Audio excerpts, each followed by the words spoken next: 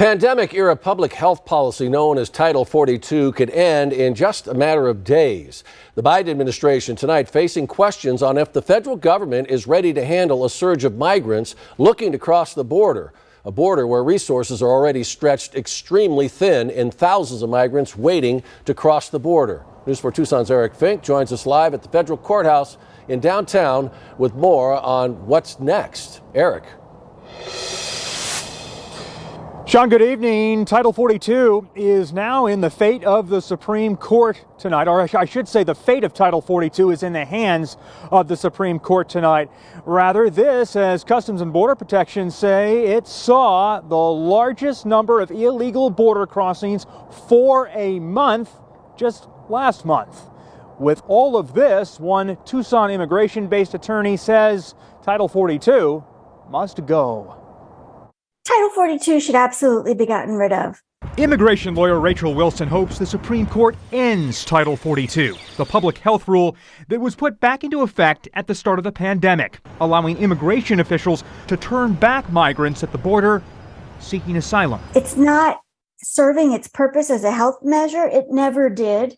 And it's being used ad hoc as a way to get around the fact that seeking asylum is legal. According to CBP, there were more than 204,000 illegal crossings at the border in November, a 4% jump from October, fueled by an influx of Cubans and Nicaraguans. People were stopped 204,000 times. That could very well be, and likely is, the same person attempting multiple times to cross the border because, like I said, there's no legal way to request asylum at the border right now. If Title 42 ends, that will almost certainly mean a surge at the border. And when people cross into southern Arizona, some are brought here to Casolitas, a temporary shelter where asylum seekers stay before going to link up with their families or sponsors in other parts of the country. We are currently receiving at times 500 to 800 people a day, which is a significant increase over the number of folks we were serving this time last year. We don't believe that we fully have all the resources necessary to serve folks who might be coming to us in numbers of 1,000 to 1,200 a day. Another wrinkle in all of this, the growing backlog of immigration cases, many dating back years, stalled in an overwhelmed court system. The immigration system as a whole is a catastrophe.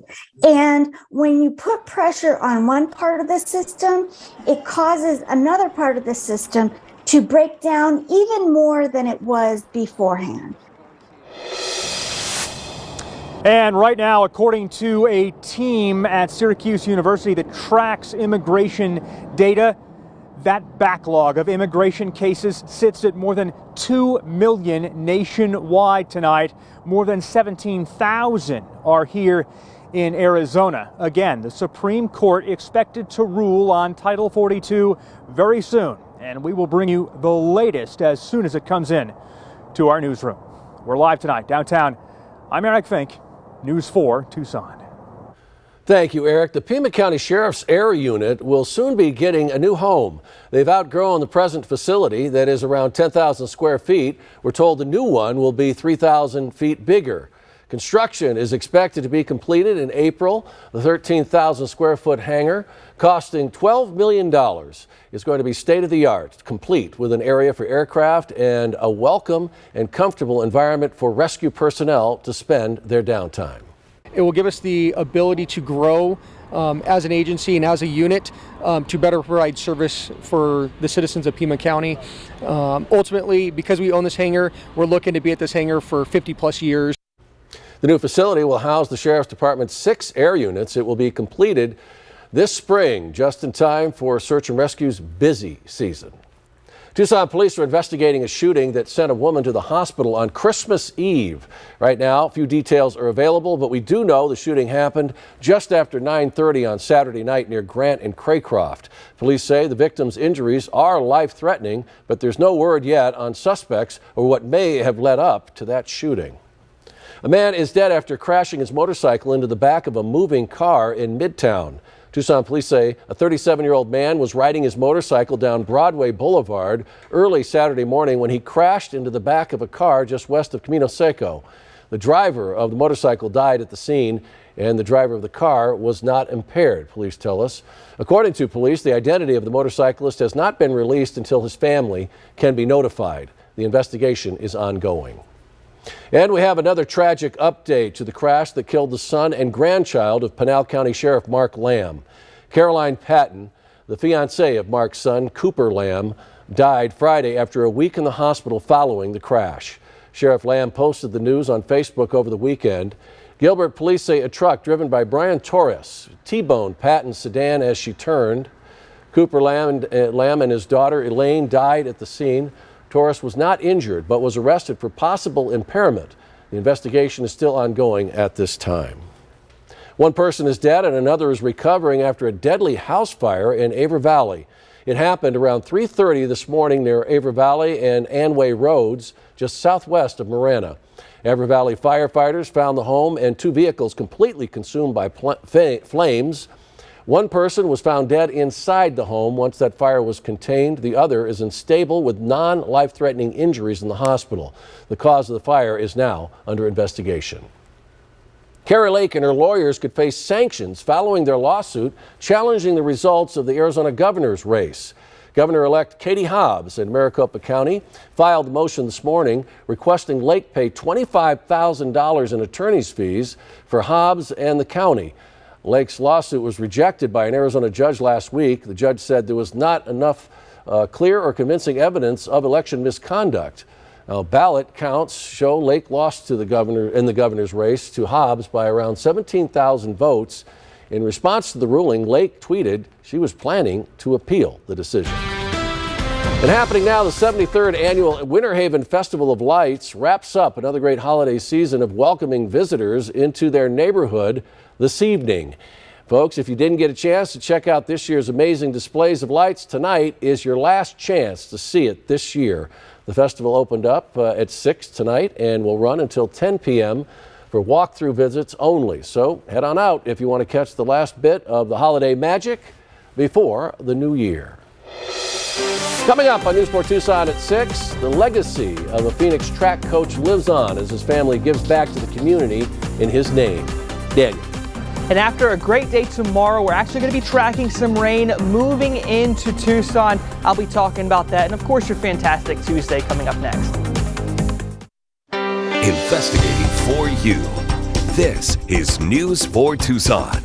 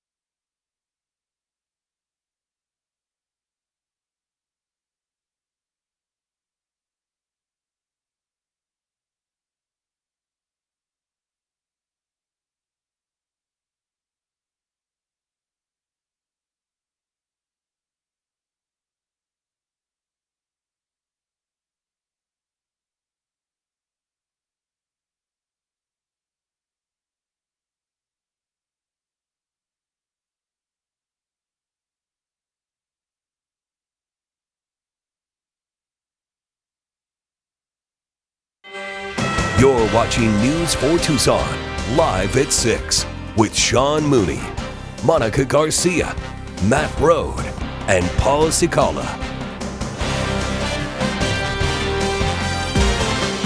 Forewarned meteorologist Daniel McFarland joins us once again. And we've been talking about the beautiful weather we've been having, but it is winter and our nights do get cool. Oh yeah. Definitely. Because the days are so short right now. And since it's so dry, the temperature tends to drop pretty fast during the evening.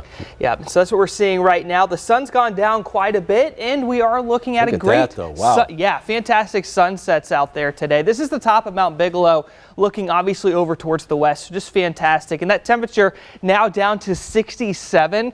Keep in mind, 2 hours ago we were at 77 and we're looking at about another 20 degrees to fall before we reach that low temperature for overnight tonight. That wind coming out of the north is also going to send some more of those clouds our way, mostly for tomorrow afternoon. So these clouds you have going on in the background, those should be leaving at some point during the morning and then returning later in the day tomorrow. But the difference with tomorrow is that you're going to start to see that humidity build up just a little bit and those clouds are going to be just a tad bit lower out there. The radar is clear. This is just going to be some interference with the radar site, but otherwise clear for now. But that's not going to be the case over the next few days. We are tracking eventual rain chances to move in on Wednesday morning. So this front is starting to make its way into California. The clouds starting to move into northern Arizona.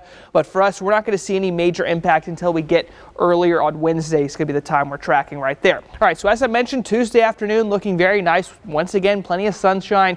If you want to get out there and spend some time outdoors, I'd highly recommend you do so just because it's going to be so rainy after that. We're looking at not too much sunshine in between now and the new year. So to go ahead and take advantage of that Tuesday, if there's anything you want to do outdoors, like take down those obviously Christmas decorations outside. Now, one thing I want to talk about for Wednesday morning is going to be that rain, and it's going to be moving in pretty consistently. So for Ajo and Sells, you're going to be waking up in the morning, have those rain chances reaching you at around 4 or 5 a.m. Now for Tucson, I think it's going to be closer towards 6 or 7 for that first rain chance, but the heavier rain is going to be saved for the earlier afternoon, and it's likely going to be stalling out on Wednesday. So I think the heaviest showers, at least for this upcoming work week, is going to be in between Wednesday afternoon and early Thursday, and there's also going to be some snow on the top of the mountains. But as far as Tucson's concerned, I don't think we're going to be so lucky. But in between Wednesday and Friday, we could actually have close to half an inch of rain in Tucson itself,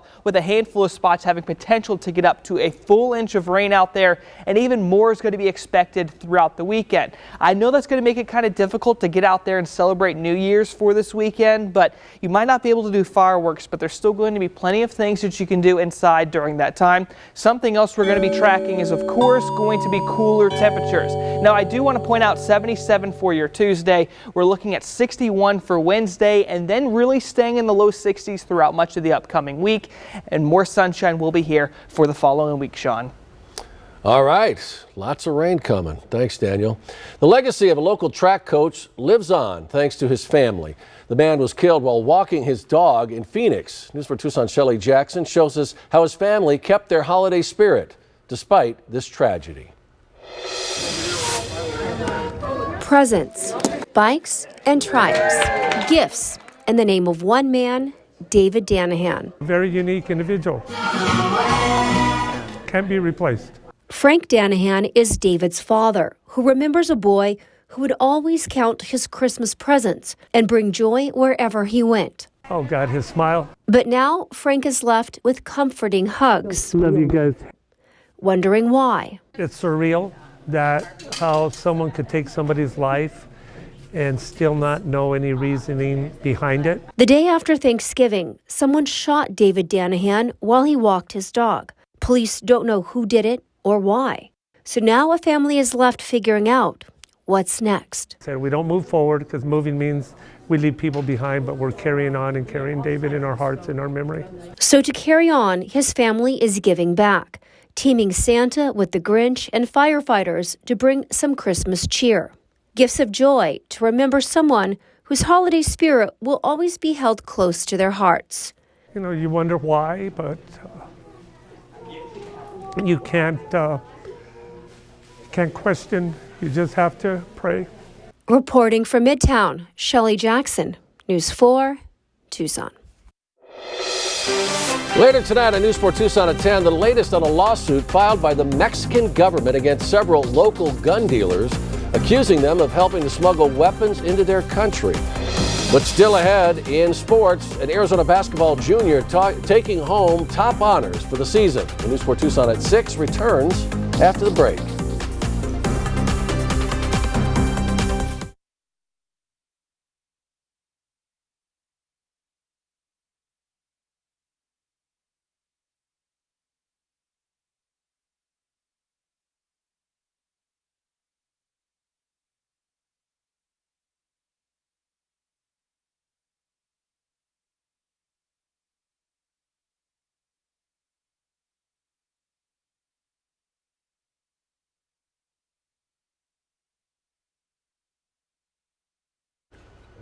Check, 1, 2, 3, check, check. How's your energy, Southern Arizona? Check, check, check.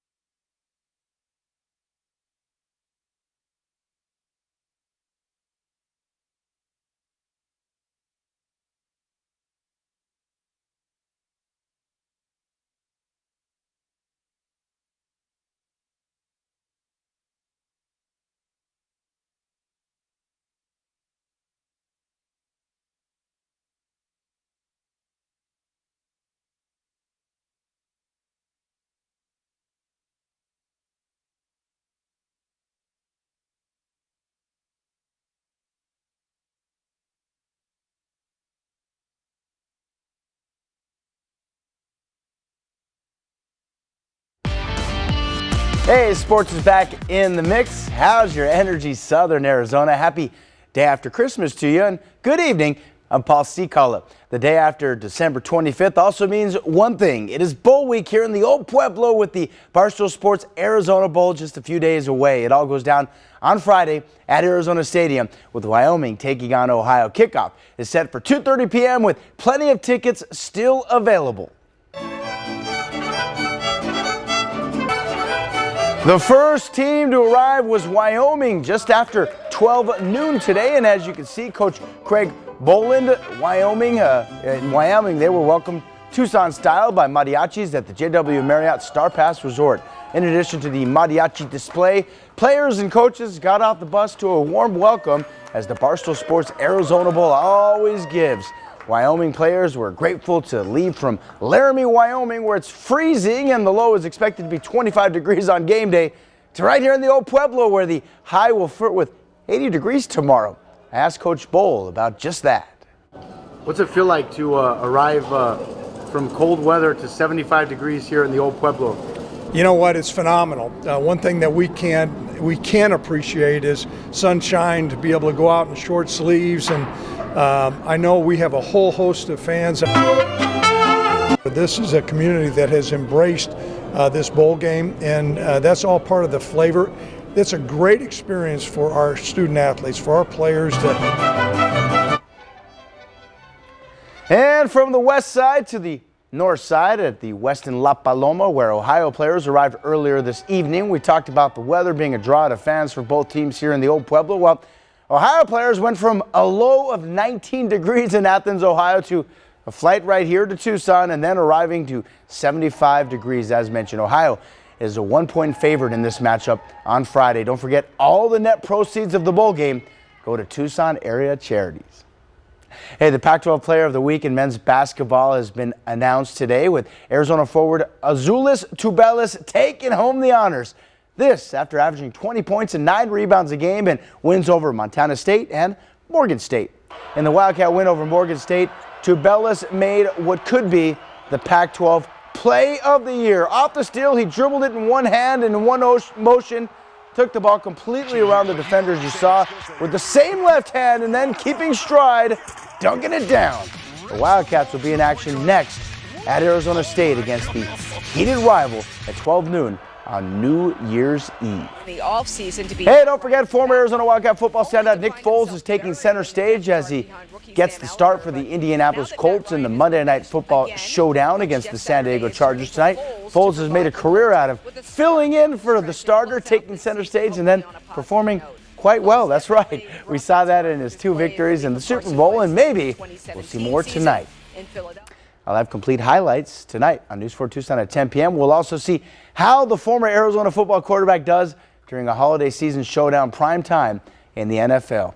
Bear down. That's it for now. I'm Paul Stikala for News 4 Tucson Sports. And now back to Daniel McFarland and a last look at our near 80-degree weather tomorrow.